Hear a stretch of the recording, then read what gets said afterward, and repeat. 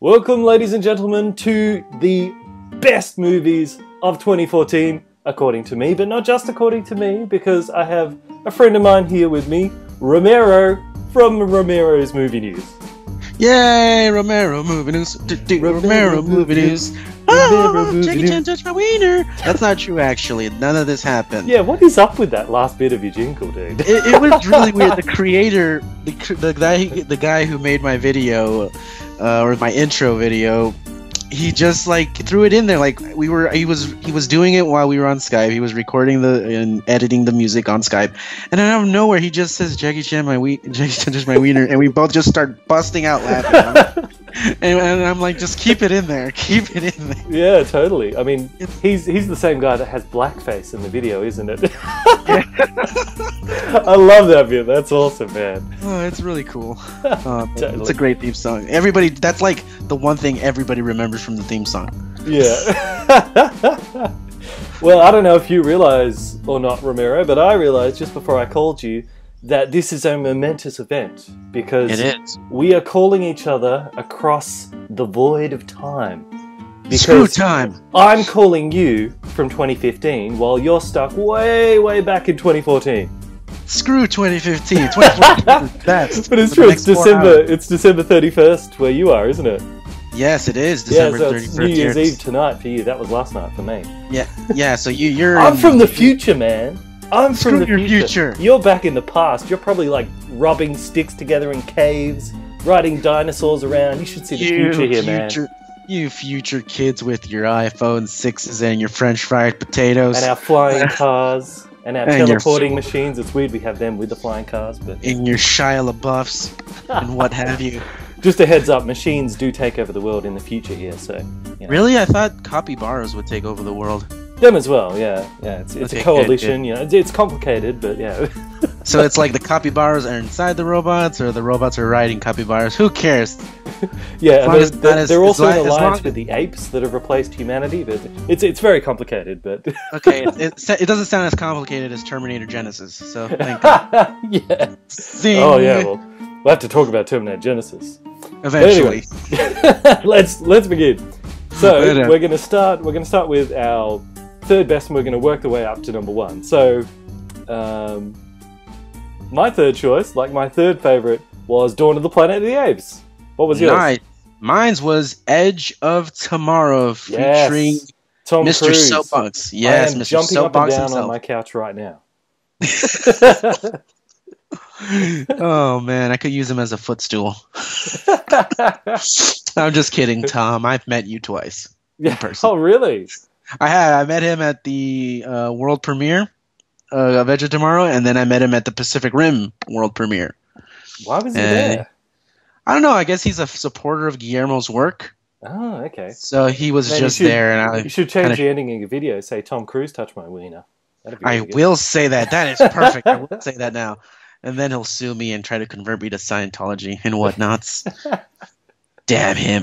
Well, actually, I remember in an interview for when Mission Impossible 3 was out, the Irish guy who was sort of like in his team in Mission Impossible 3, in an interview he said, he's like, oh, I knew going into work with Tom, he's probably going to try to convert me to Scientology. So he had everything ready of like how he was going to rebuff him, you know? And Tom Cruise never at any point tried to convert him. And he said, and then he was like kind of offended. He's like, why doesn't he want me? He's like, I could be a good Scientologist. It's like, I'm not even worth trying. But Edge of Tomorrow, that was a great movie, wasn't it? It kind of Yeah. it sort of flew under the radar, but then as word got around, everyone was like, no, it's really good. Yeah, it's kind of like I'm kind of happy that it made its budget back. I wouldn't. It kind of made a little bit over its budget, so I wouldn't consider it a flop. But it definitely did succeed at the box office. It was definitely one of the better summer blockbusters. I think a few weeks after Transformers came out, and it just really just fell under the radar for everybody. But you know, like you said, word of mouth got around. People started talking about how great it was, and it truly is. It's really a really good sci-fi film. I mean, for a movie that deals. It is. For a movie that deals with time travel, you would expect a lot of plot holes, but there's zero plot holes. Well, except for the ending. Well, yeah, except for the ending. But everybody, that's okay because they're allowed to do that for a happy ending. That's they get an exemption for that. But Yeah, because spoiler alert, I guess if you haven't seen it, mute the video for the Yeah. next 10 seconds. But he destroys the alien, but then it resets the day right back at the beginning so that he can start afresh. But if it resetted the day back then, the alien that he killed would still be alive. So that makes no sense. But who cares? It gives you the happy ending. So Well, I guess it wouldn't work because like you have to think about it thoroughly. But the way I see it, like he did kill the alien. The issue is like, remember in the movie it says like if the blood was given to him, he has the power. so it reset it back to where he wanted. He reset it from the beginning because he had the power. Because he killed the alpha. The alpha's blood was in his system, and then the alpha or whatever the omega, he used that blood to reset the day all the way to the beginning. Yeah, to reset it for him, but not for the alpha. So that's why the alpha. Not for the alpha, yeah, because that's how he got the power in the first place. Was that he killed one of those blue mimics? Yeah. The blood spilled over him. The mimic died, obviously, and then he gained its power. Yeah. To reset the day. So that's what he did with the big giant brain one. He killed it. Its blood poured on. Yeah. So that's the thing. Like people always present that, and I'm like, checkmate. Well, I suppose it's good as well because if he couldn't reset the day like that, then all of J Squad would be dead, and we wanted them alive because they were a cool team. They were the menu. Yeah. For the movie. What do you think of Dawn of the Planet of the Apes? You see that?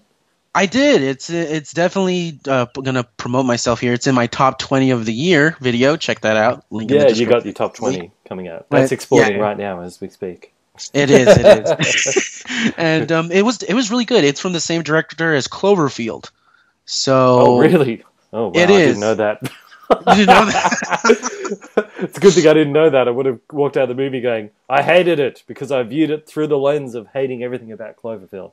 But no, I love Dawn of the Planet of the Apes. It was really awesome. And a lot of people called it kind of like said it had a lot of cliches, which I thought was just baffling that they would say that. Because for me, it flipped a lot of the cliches. Like you would expect that in that kind of movie they would make the humans the bad guys, but they didn't. Mm-hmm. It was actually like, it was like the bad guys on each side. There was like that jerk human. There was that human jerk what's his name? I've forgotten the name. Oldman? No. What? The ape with the scar. Oh man, I've forgotten his name. What was it? Oh, him. I forget his name too. Damn. Well, we'll just call him Scar Ape. Yeah, Scarface. We'll call him that. Scar Ape. Scar Ape. But it was the bad guys on each sort of the human side and the ape side that started the war. So yeah, it was. I really liked it. It definitely is. Because it uses that formulaic storyline of like, kind of like Pocahontas. Or Dances with Wolves, where a person from another tribe tries to invade another one, befriend it, and then betray it or try to learn something about it. And that was the issue why many people didn't like Avatar, because the cliches were so obvious. Yeah. All the cliches were obvious. With Dawn of the Planet of the Apes, though the cliches are obvious, they're done so well. Yeah, like it's all in the execution, isn't it? It honestly is with Dawn. They executed the cliches so well that nobody really noticed them. I didn't notice them. Yeah, I suppose. Yeah, that's a good point. Like you could say, like with Edge of Tomorrow, we were talking about, like that could have like done in the hands of a different director. That movie could have been very cliched, but it wasn't in the way that it was done. So yeah. It's all about execution at the end. How you execute a film. It really is, because any story now is going to be compared to something that came before, because everything's been done once already. So like everything, like is Battleship was compared to Transformers, and Teenage Mutant Ninja Turtles was compared to what else was it compared? Like Power Rangers. It's stupid. Like it all depends on execution with a film. And Dawn of the Planet of the Apes executed those cliches way better than than Avatar. Avatar just didn't even try. What I remember with Dawn of the Planet of the Apes, though, is it really does draw you in, where it's kind of like it sort of puts you in the moral dilemma of like Caesar or Malcolm, the human character, where you're like you really don't want to see them go to war, but you can also tell you're like, there's just no way this is going to end well. It's like so it puts you in that situation where you're like, I really don't want this to go bad, but you just know they can't coexist in this environment. I think what's really good about this movie, this reboot franchise, is that it doesn't single any side out. Like in the original Dawn of the Planet of the Apes, the monkeys were viewed as the bad guys. You know, Yeah. or the apes were viewed as the bad guys in the original Dawn Planet of the Apes movie. Yeah. And then in Well, the reboot, the yes and no, but 2011, anyway. yeah, what happened? Well, Dr. Zaius was kind of the bad guy, but Yeah, well, he but was a still, like, complex character, sort of, he yes. was a But complex anyway, character. I see what you're saying. Sorry, Yeah, yeah, continue. yeah. But yeah, no, it's kind of the same thing. Like with Dawn of the Planet of the Apes, it gives you both sides of the spectrum. Mm, You know, it's not just one character is the bad guy or one side is the bad guy. It's like both of these sides have quarrels and issues, and neither of them want this to happen. So it gives you an insight to both sides, and that's what I really enjoyed about it a lot, a lot, a lot. I enjoyed that aspect a lot more. The fact that we got to see the apes living in peace, and then the humans how they're living, and then mm, it was really cool. absolutely. So, number two, I should probably put an intro in here. Number two. Number two. That sounds really dirty the way you say And why does everyone always say that when I say my numbers? it. It's just your why voice, man. It's the way you say that's, it. I can't. That's why they won't let me be a kindergarten teacher. You're on a watch list now. Yeah. I am. Everybody knows. They all know. Well, my second favorite one was Winter Soldier. What was yours? Mine was Guardians of the Galaxy. Ah, yeah. Good Mine old was Guardians. Guardians. It was. Yeah, It's it's two hard to fault Guardians of the Galaxy, isn't it? It is really is a great film. It's perhaps one of the most quoted and perhaps marketable films of the year. Like I it really. was so happy when that movie was announced because, like, like you did your video on Ninja Turtles, and like a lot of people have said, often when they're doing stuff like that, they're afraid to open it up because they think the world's too weird. So when I heard Guardians of the Galaxy was announced, and it's so weird, I thought, I'm hoping this is going to usher in a new period of movies where they're not afraid to, be imaginative and explore, outside the box and all these amazing things, like Wizard of Oz kind of stuff. So yeah, I was really happy that Guardians of the Galaxy came out and that it was so weird and that it succeeded. So kind of like, you know what I mean? Like how The Dark Knight spawned a whole bunch of imitators. I was hoping and am still hoping that Guardians of the Galaxy can open up a new phase where we can get much more creative stuff. I think that's the thing about Guardians is that it was a first of it. It's not technically a first of its kind, but it's definitely when you put it with movies like Star Trek or like the rebooted franchise or the Star Wars like space opera movies. It's definitely one of the better ones because the characters are more engaging. You relate with them a little bit more, and you kind of see yourself in something. Like I honestly see myself in a lot of the characters like I see myself a lot in Rocket, like everybody calls him vermin and rodent and stuff and makes fun of him and he hates it. Like I hate being called fat or obese or chubby. Like I'm just screw you. Let's see how you like it when I shoot you 3 times in the chest and you don't breathe. But it's rather an extreme reaction, but okay. That is, but yeah, but it's kind of like these people. The reason this movie did so well and why people love it is because the characters are relatable. I don't know if you ever heard of an anime called Cowboy Bebop. No. At all. It's an outer space kind of anime with very unique characters. I guess kind of the way you could see it as Guardians is kind of like the Seinfeld in outer space.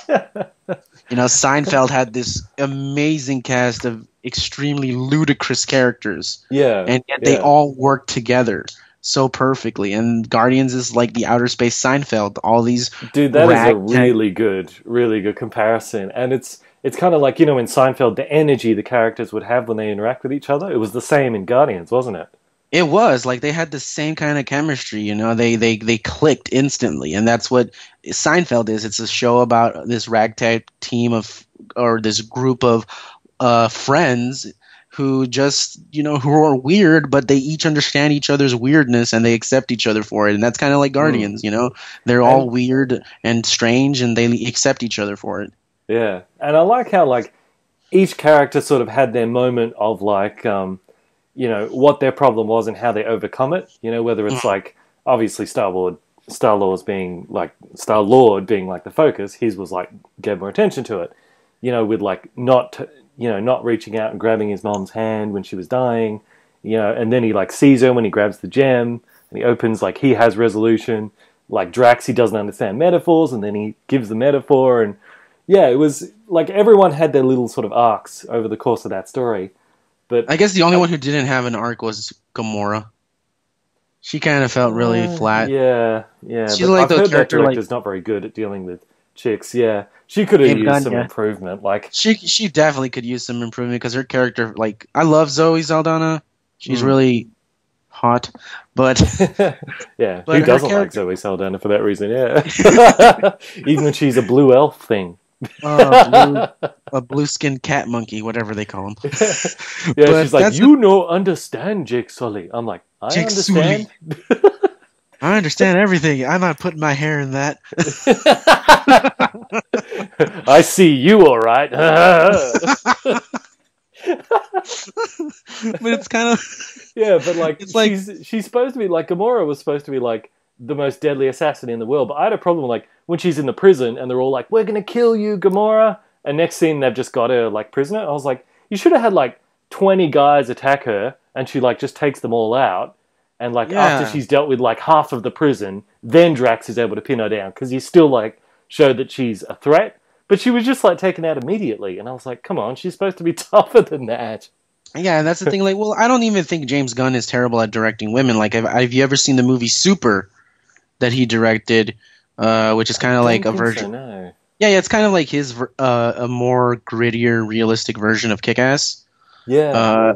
And he has Ellen Page in that movie, and he directed her really well. Like he gave her a really good story arc and really great character development. And I was kind of surprised that he didn't use that kind of same method with Gamora, like giving her a little bit more depth and a little bit more character, because her character just felt really like out of all of them, her development was just really flat. She didn't even have a story arc. Like throughout the whole movie, she's talking about, you know, right and wrong and justice and being honorable, and it's kind of like, come on, like just talk about something else. Don't just talk about honor. And it just felt really weird. Yeah. she hopefully in the sequel they give her a little bit more development. That'd be nice. Yeah, absolutely. But I think probably the most standout thing for Guardians of the Galaxy was it was just so much fun. It was. It was so much fun because I always say like people talk about suspension of disbelief and what plot holes you can overlook and can't. For me, I always say that the amount of stuff you're willing to overlook is directly related to how much fun you're having. That like that's why like in the original Star Wars we can overlook the fact that the Death Star can be taken out by a single shot because we're just having so much fun that we don't care. But if you're not enjoying a movie, then you're like, why is this happening? Why is that happening? Guardians was just so much fun. I guess in a way, like that's the same way many people approach like a lot of movies these days too. Like a good friend of mine, Big Gabe of Stuffed Burrito Entertainment, if you're watching, he likes the new Ninja Turtles movie. Like he knows it has issues and he knows it has problems, but for him it's just so much fun. You know, for him he enjoys it. Like he knows it's a terrible movie and it's stupid, but for some reason it's his guilty pleasure. So I could understand why some people would approach certain movies of that aspect. But with Guardians, it's different. It's like it is a good movie. It is, generally speaking, a good film. And I don't know, I do see a few issues with it here and there, but nothing too much. Nothing to get really angry about. I mean, there are a few hipsters that are like, everyone else is liking it, so I have to say something bad. But, the hipsters of the internet. Hipsters. Bastards. But what about Winter Soldier? Did you like that? I'm guessing it was probably on your top 10 list in your video somewhere, right? Top 20. In my top 20, yeah. Top 20, yeah. In my top 20, it was definitely in there because, wow, they made Captain America interesting. Yeah, that's why it's so high on the list for me because, like, especially not being an American. Never had any interest in Captain America. Even after the Avengers, I didn't really care about him. But that movie made me a Captain America fan now, to the point where I actually put him in the center of my YouTube channel banner. I had Superman in the middle, but I actually got rid of Superman for Captain America because of Winter Soldier. Superman's still there. He's like just off to the side. He's like on the side a little bit, but he's still there. He's like, I'm going to compete with you in 2016, you bastard. Yeah, if he does well in Dawn of Justice, he can reclaim the center of the banner again, but we'll have to wait and see. But yeah, it was just such a great movie, Winter Soldier, and it was like they made changes, like meaningful changes to because I suppose whenever you talk about any Marvel movie, you have to talk about the whole universe. But they made meaningful changes in that's going to affect the rest of the universe, even like the Agents of S.H.I.E.L.D. TV show it affected. And I wasn't expecting that at all, because I thought they were going to save those things for like the next Avengers movie. But yeah, that completely changed the whole landscape of what the MCU is. And I was like, wow, that's a really good move for Marvel, because I think, yeah, like there's always a risk that people think just focus on seeing the Avengers movies and the others aren't as important. But if they keep making changes like that, you feel like you need to see everything, which is a smart move for them. It is, yeah. And that's the thing with Captain America's, like, this character just, I didn't like the first movie.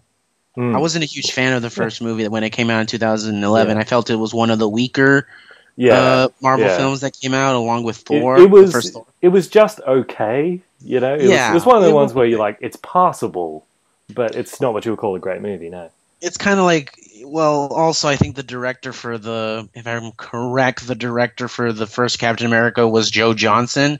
He was the director of Jurassic Park 3. Oh no! So it's kind of like, actually, that kind of explains a lot. Yeah, it does. Like the minute that I was like the first movie, I think if I remember correctly, I think I fell asleep the minute that the musical number came on. Like I'm like, really? Come on, a musical number in an action movie?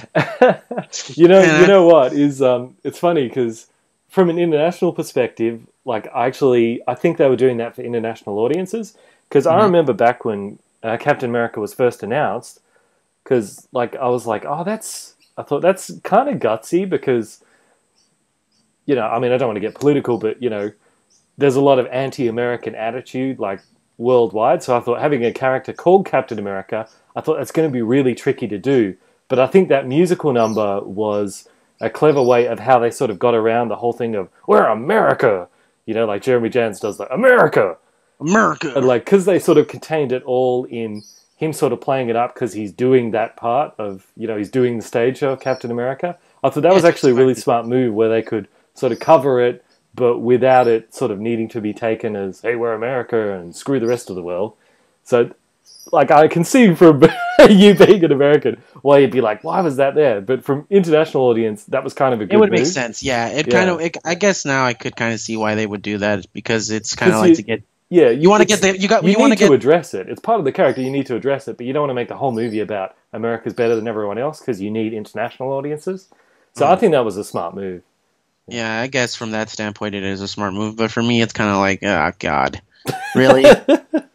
And it's like you're making him wear this flimsy, extremely revealing outfit before he gets his actual uniform, and it's apparently during the musical numbers, the uniform he wore was comic accurate. It was exactly like from the original comics. Yep. And I'm just like, geez, but you know, it's like a lot of the original comics, like the costumes from the original characters. You can't have people wear that in real life. In real life, it just doesn't work. It doesn't work at all. It's like, come on now. But Winter Soldier made up for it. Like, I think the Russo brothers did a good job, and they're also, I think, if I remember, they're directing in the 2-part Infinity Wars movie as well. I thought they were just doing the Civil War one. No, it's confirmed. They confirmed already, like a few weeks ago, like 2 weeks ago, that they're directing the 2-parter, the Avengers 2-parter.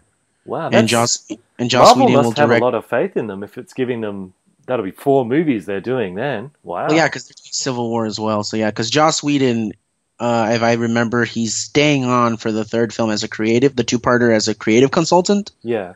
But the second film will be his last. Like that's it. Like he's I wouldn't imagine he'd want to do Infinity Wars as well, because by that point he'd be like, nah, I've given like 10 years of my life to this franchise. I think I can move on. and I think it makes sense too, because from what I've been told and from what they've said in Marvel is that it's the 2-parter is going to be like an ensemble cast. Like it's going to be the biggest cast of characters they've ever had in a Marvel movie. Like it's going to have everybody, like Doctor Strange, Ant-Man, the Avengers, Guardians probably will be there. Probably, hopefully, if they finish the deal, Spider-Man will be in there. Hopefully, if things go right. But it's a bit of a if Winter Soldier's any indication, I think the Russo brothers could definitely handle it because Yeah. Winter Soldier was so good. It was really well put together. It's kind of like now with Guardians and Captain America. It's one of my top 10 favorite Marvel films. Like, Yeah. And it, I'm not trying to bag on Josh Whedon. He's fantastic, but I think it's good that they're, as they move forward, they're going to get other directors because like the original Star Wars movies, they had a different director for each movie and like different writers for each movie as well. Mhm. And like it ended up working better. Like each movie has a different feel. So like you need that variety in a franchise, I reckon. So you do, and especially with something like the Avengers, and especially how Marvel builds their universe. mm, Each movie has to be different from the last and feel different. And if they're going to do something like a two-part film with so many characters and so many actors, you would need you're going to need not just one director, you're going to need two. mm, So I think that's why they decided to get the Russo brothers, because they, at least since they're brothers, they can really communicate more and they can really handle a bigger cast of characters and a bigger yeah, story. So they can definitely, because if it was just poor Joss Whedon, he'd have to handle directing like 20 or something actors. exactly. Yeah, but if it's And a brother team, it's kind of like you got two directors, you got so two they can like directors. share the load. Yeah, because They can that'd share be the- I mean, Infinity Wars is going to be a massive undertaking, like you said. So yeah, get a brother team so they can help each other They can out. help each other out and be Yeah. one. But going back to Winter Soldier, I honestly would say it's perhaps one of my top two favorite Marvel sequels, Yeah. along with Spider-Man 2. Mm. Because kind of like Spider-Man 2, where the first movie was good, it was okay, but it was meant to set up something bigger. The sequel, Spider-Man 2, ended up being better because the character faces more obstacles, Yeah. personal obstacles, more emotional obstacles, and just all these challenges. And at the end, he finds his calling, he finds who he is, what he has to do, and he goes all out by the end of the movie. The same thing with Winter Soldier. You see a different side of Cap. He's more out of it than we've seen him. Like, he's not really aware of what's going on. He's dealing with the fact that his best friend is probably still alive, Mm. and he's dealing with the corruption and all this stuff. Like, it's not only personal stuff, but he's dealing with stuff with Shield and politics and all this crazy stuff. And it really, at the end of the day, he gets his final hoorah, and he saves the day. And I think it's just an all around really good Marvel film. I don't know Yeah. what is it with Marvel Agreed. this year. Yeah, with Marvel this year really released two top notch films. Oh, absolutely. Like And last year. you know what else I was thinking? Sorry, I interrupted No, you. no, no. You're in the middle of a thought. Go for it. Oh, go ahead. Okay. Go ahead. Go Sounded ahead. like it was really good what you were going to say. No, I was gonna talk- I was just going to say is like yeah, I think Winter Soldier also the reason why I put it as number 2 because like yeah, it was a game changer for Marvel, but it was also a game changer in the sense of like when they announced the next Thor movie, Thor Ragnarok, they kind of said it's going to like Winter Soldier Thor. So I thought, isn't that interesting that that's what somebody it's said. kind of become the term for like taking a character that's kind of just okay but turning them really good? Because Thor's the next one who's like that. Everyone's like, yeah, he's fine, but yeah, he hasn't had his Winter Soldier yet. So like that's what I say about Spider-Man too. Is like I hope Marvel does get through to Spider-Man because like just like Winter Soldier made me a Captain America fan, like. I'm still waiting for that Spider-Man movie that really makes me a Spider-Man fan. I'm waiting for his 2? Winter Soldier, so maybe he needs to go back to Marvel before we can get it. Not even Sam Raimi's Spider-Man 2? You don't think that's a good Spider-Man film? Yeah, Have you seen it? I liked it, but It's not the Spider-Man film that you're waiting for. no. Well, it was just that like I got nothing. Like I've seen all the Spider-Man movies, and I like the Sam Raimi ones, but it always kind of seemed like I know I might ruffle a few feathers Cheesy. here, but yeah, Cheesy. it seemed like he was targeting a much younger audience, which is fine. That's totally fine. That's probably why Spider-Man sells more merchandise than any other character, even more than Batman. He sells more merchandise. But yeah, it just felt like it was for a younger demographic. So I was like, fine, no problem, that's fine. But Winter Soldier obviously was for an older audience, which is why I kind of liked it a bit more. So, but yeah, nothing against Spider-Man 2. It just didn't feel like it was meant for me, you know? No. I remember when it came out, it was kind of like I was thought, oh, it's the greatest movie ever. But now, like you look back at it, even now that I look back at it, all three movies, they are pretty cheesy and hammy. But for some reason, I enjoy them. Like I think I enjoy the second one more because it is a character building movie for him, for Spider-Man. And it's kind of a bummer, like Sam Raimi decided to stop making movies and they gave it to a terrible director. But anyways, getting off topic. I don't want to get into Spider-Man because, oh Lord, I will go into a rant. Yeah. But no, Besides, Winter Soldier. I want to do a separate video on Spider-Man, so I better not say too much. Okay, perfect. Okay, great. Well, let's talk about number one. Number one. Okay, let me go first. Let me go first. Hang on, wait. Let me just say, we don't need to talk about mine because my number one was Guardians of the Galaxy. So, yeah, that's kind of why we spoke so much about Guardians of the Galaxy in the second one, because I was like, this is my first one, so we'll cover it now. So, yeah, my number one was Guardians of the Galaxy, but I already covered it. So tell me your number one. My number one was Birdman. And I don't know, and I know your audiences probably will know, hopefully some of your audiences in the other parts of the world will hopefully know too. Birdman was the latest Michael Keaton film. Yeah. And, oh God, was it good. I mean... I mentioned, just a disclaimer, I mentioned this to you before we started recording, but that still hasn't come out here in Australia. And like really? Mr. Sunday Movies in his podcast, he was like, man, he's like, I hope they just release it, otherwise I'll just download it. Really? It's like, see, people wonder why Australians are the worst pirates of downloaded movies. This is why. It's because they take so long to come out here. But on the internet, everyone's like, oh, Birdman's amazing. It's like, I want to see it. I want to see it. I think a friend of mine... I'm seeing The Hobbit later tonight too, by the way. So, oh, really? Battle of Five Armies. So. Battle of Five Armies? Sweet. I actually still need to see that. Yeah. But tell me about Birdman. Why is it so Birdman, great? Well, the reason it's so good is because the director just... One thing that stands out in the movie is the editing style. Now, here's what's going to really blow you... I don't know if you heard of... Bobby Burns mentioned it's all one shot, like the entire movie? It's kind of like a play, like where a play transitions so smoothly through scenes. Okay, question. Sorry to keep interrupting, but I got so many questions. Oh, sure, go ahead. No, sure, go ahead. Is if it's all one shot, does that mean it all happens over one day? And if not, does it cut when he's asleep? Like it doesn't cut at all. Like it transitions smoothly. Like he'll be walking half naked in the street in his underwear, and then it'll transition to him getting to his apartment or something like that. But the way it's done, it's transitioned so smoothly to feel like it's one singular shot. Like there's a shot in the film where he's having a hallucination that he's Birdman again, and then for some reason the shot transitions him to where he's standing on top of a roof, like he's about to jump. So it's kind of a spoiler for anybody who hasn't watched it, but the way the film is shot, it's like it feels like one fluid shot, and it's a very tricky technique. There's a video on YouTube that you can check out the editing style for Birdman, and the person who edited the film talks in depth about it, how it was a very tricky process, and it's really well put together.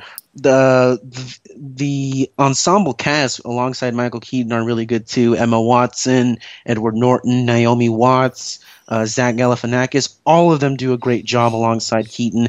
But Keaton is the star. He is the man in the film, and he's in I feel like this is one of his funniest and most creative roles to date. Yeah, and he's just so good in the film. I remember watching this film in the theater. It's great that he's back, Michael Keaton. He's been away for so long. He has been away. Now he's back. Now he's back. Like he's Beetlejuicing it up everywhere. He is. It seems like he goes full Beetlejuice in this. And he is. Like you know how Beetlejuice was a ghost or whatever? It's like Birdman is probably who he was before he died, and then after he died. When Birdman died, he became Beetlejuice. That's probably what it is. Honestly, I was watching Birdman and I thought, oh man, this is probably a true story of what happened when he quit Batman. Yeah, that's what I always thought. So let me just ask you. So it's very sorry, the cat was just jumping on me. I got to push the cat off. It's so it seems like very stylized, and you were saying that it's kind of like it's sorry, what? I said, get rid of that pussy. I don't know if you could hear the cat purring, but it was right near the microphone. So. Pet that Yeah, it was. So it seems like what I can tell from like other reviews and trailers and that, and like what you said, it's very sort of like it's told like you're inside the mind of Michael Keaton's character. And I think so that's like what you know how you said like it transitions to like if he's walking and he appears home. Maybe that's kind of like you know how if you're driving home, but then you sort of go on autopilot, and before you know it, you're back at the house. Exactly. That's so kind the of editing sort of does that. So it's a single shot, but it just sort of zips forward from his point of view. And you hardly notice it. Yeah, that's really clever, man. You hardly ever notice it, and I think what I really loved about this story was that the story is cliche. Not cliche. I don't want to say cliche. It's kind of like it has been done before. Like the story of a washed up actor or sports person trying to gain their career back, like The Wrestler, or those kind of shows, or Warrior, or Rocky Balboa, stuff like that. The difference with those movies in comparison to Birdman is that Birdman delves into the psyche of the person who's affected by this, and they delve into it so good. Like he is literally, he's not crazy. He's just so overcome with kind of, I guess, regret and depression due to the fact that that's all anybody ever knows him as. Like, he hates the fact that he's Birdman, but he also sometimes wishes he could go back to being Birdman because that's why people love him. It's kind of like that sounds like, man, that's I want to see this movie now, because I've always wondered that about like celebrities, because it's like, they do their interviews, or when they're in the public eye, they put on a certain attitude and a certain persona, which is not necessarily them, but that's because it's how they present themselves to the public and their image and all that sort of stuff. And I thought that's weird, like, because it's kind of like a duality. It's kind of like it very much is like a superhero thing, like with Birdman. It is. It's like how you present yourself, but how you really are two different people. So it's very Batman-esque. And that's kind of how that's how the movie works, is that it really delves into his psyche to the point where he kind of just comes to terms with the fact that, what, I was Birdman. Everybody loved me. Why don't I go back to it? Does anyone in the movie call him Birdman, or is that like just what he calls himself, Birdman? No. People call him Birdman. Like the scene where I probably saw it in the trailer. The scene where he's walking in his underwear. There's people yelling like, "Hey, Birdman, Birdman!" They don't call him by his name. So did he play, like in the movie? Was he known for playing a character that was called Birdman? Yeah, no, and that's why he was done. He did 3 Birdman movies, like kind of a superhero movies. Oh, okay, yeah. So I thought, from the trailer, I thought that's just like his crazy alter ego that no one else knows about. Yeah. No, it's no. He played a superhero character in the back in the day called Birdman, and he did 3 Birdman movies that people just fell in love with. But in the movie, it's been several. That is so Michael Keaton, isn't it? It is. Right? With the Batman movies, it's like with the Batman and everything. It's weird. Like he did. Like in the movie, it shows like several years later him retired. He wants to do plays. He wants to do Broadway shows. He wants to be taken seriously. But the issue throughout the whole movie is that he keeps going back to Birdman. Like, people keep reminding him Birdman was the one good thing you had. Wow. It was the one good thing you always had, and that's it, and that's all anybody's going to remember you as. And throughout the whole movie, it's kind of like a battle with himself. Like no, I don't want to be Birdman anymore. I want to be myself. I want to do this. I want to do something right for once, And then, like, the point where he just breaks down is where he has that hallucination where he becomes Birdman again. And that's where he's at the top of the roof, and he's kind of like, oh, God. Like, I won't spoil it. I won't say too much because I'm afraid of spoiling. But Sure. Yeah, but all around, Birdman is a great film. Michael Keaton did a phenomenal job. I wouldn't be surprised if they nominate it sounds like it's something he should get a nomination for. It will. I think it got nominated at the Golden Globes for editing. I think Birdman got nominated for editing. I think it'll also get nominated for cinematography at the Oscars. Yeah, like what you said, even just the way they filmed it, that alone, like, I think that's worth. Like, I'm sitting here, I'm like, just when I heard about that, I was like, okay, that alone is enough reason for me to go see it. Whenever it comes out. Whenever. Hopefully you guys get it on Blu-ray or something. Well, I'll tell you something else. Doing my Mad Max reviews. I've got Beyond Thunder. I'm going to upload that later. But if Mad Max Fury Road does not come out here in Australia before it comes out somewhere else, Ooh, I think the get only ready thing for an that epic rant. I'll tell you what. I think the only thing I'm jealous about is that I think people at overseas are going to get the Avengers first. I think you guys are getting like in That's April, true. Yeah, and we're Marvel getting it often in May. comes out here before. You So I guess it bastards. evens out. That's all right. It evens out. So you guys get all the Marvel movies first. We get them like a week or two later. Yeah, yeah. So it's kind of fair. But Man of Birdman Steel was. was torture for me though, because I was waiting for that to come out, and it was Oh like there yeah. was so much stuff online. It was like 3 weeks before it came out, and I was like avoiding all this stuff. And I And was now you like, regret oh, that it I came out. can't take it. Yeah. And now you regret you saw it. Just kidding. No, I love Man of Steel. I still love Man of Steel. But it's the words. But Anyway, yeah, you don't want to get me started on Man of Steel, because you asked me about Man of Steel, you'll get like a 2-hour response of me going, "It's really good, man. It's really awesome, man." Jesus. And half an hour of that 1 hour is me saying the word "man," trying to emphasize the point. You know, The point. Man of Like a Steel, hippie. man. like a hippie. So there's our top three, eh? Man. So yeah, those are our top three. Kind of nice that Guardians was.